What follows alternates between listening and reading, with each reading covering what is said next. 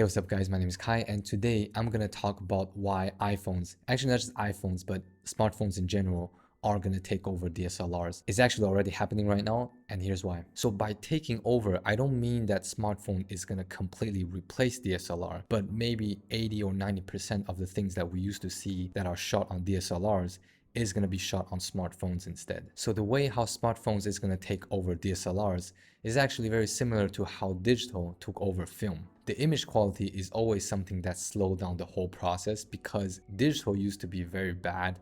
The image quality is nothing compared to film. And then once digital's quality is getting better and better, people start to replace them over film. The same thing is going to happen with smartphones. Smartphones used to have very bad image quality.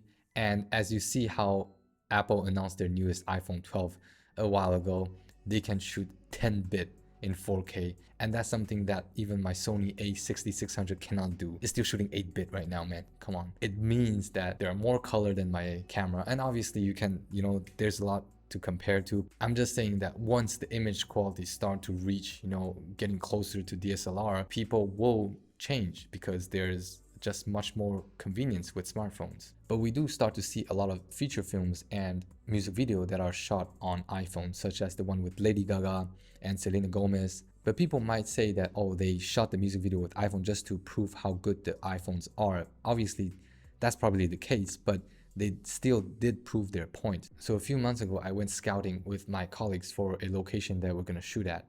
And I had my Sony camera and I'm supposed to be the one who take pictures of the location and shoot videos as well. But then I look at my iPhone XR, which is this one, the iPhone XR. I just decided to take both pictures and videos on my iPhone because I was so lazy. The Sony camera is actually so small. Really, it's already like the smallest, the easiest camera to use, but I still felt very lazy and I just shot with my iPhone. So I'm not lying. I sent these pictures and videos to my colleagues, which they're not filmmakers, first of all, but they're animators. But they told me that, wow, like the colors from Sony camera, it looks pretty nice. The skin tone looks very good. And then it hit me so hard because I realized that maybe if you're not a filmmaker, you cannot tell the difference. Like obviously I can still tell the difference between the sharpness and like iPhone videos still have this touch of weird digital sharpness to it. Maybe it's because I'm shooting from their native camera app, because if I use another app, it might look softer. Some people cannot tell the difference between digital and film. That's when you know digitals are getting better.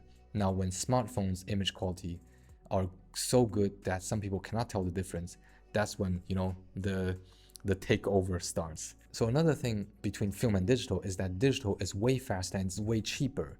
I think these two are so important, it's faster and cheaper. People are saying that some DSLR are still cheaper than an iPhone, but you have to know that iPhone is not just a camera, it's everything. You communicate with that, you go online with that, you watch videos with that.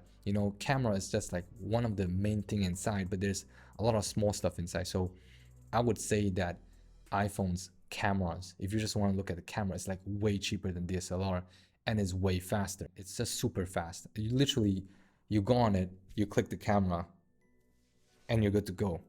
Oh, took a second, but you're good to go. So in Taiwan, a lot of journalists, they do live streams on their iPhone for their news. So another interesting thing that I found out about smartphone camera is how not intimidating it is. Back then when I'm trying to shoot like street photography with my Sony camera, people still kind of like just didn't like how I was pointing the camera at anywhere I wanted. And when I'm using my smartphone, it's just people don't even avoid it. People are not scared of it. A week ago, I shot a vlog with my smartphones. Like the first 10 seconds was shot on Sony, but the rest is all shot on smartphone. And I can just take my camera, my smartphone, I just shoot anywhere I want. People don't care about it. I think this thing is so beneficial for shooting documentaries because when people are shooting documentaries, they want like the realist reaction to things. They want to shoot something secretly without people looking at a camera. If you're using a huge, Blackmagic or a red camera, obviously everyone knows that there's a camera there, but because everyone has a smartphone, even when you're shooting a video, people just, they don't care. Maybe you're just uploading something on Instagram or whatever, but you could be shooting a documentary with that. So technology is just gonna get better and better and better. You cannot stop that. You start to see cameras with 12K now. Like it's the same sensor size that we used to have 5-10 years ago that can only shoot 1080p. Now the same size of the sensor can shoot 12K. Right now we have this iPhone, like a very small sensor that can already shoot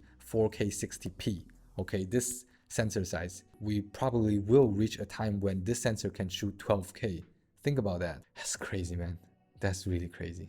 I cannot imagine. I don't know, man. It's just, we'll see what happens. So that's it with the video. I have so much fun talking about this kind of stuff, actually.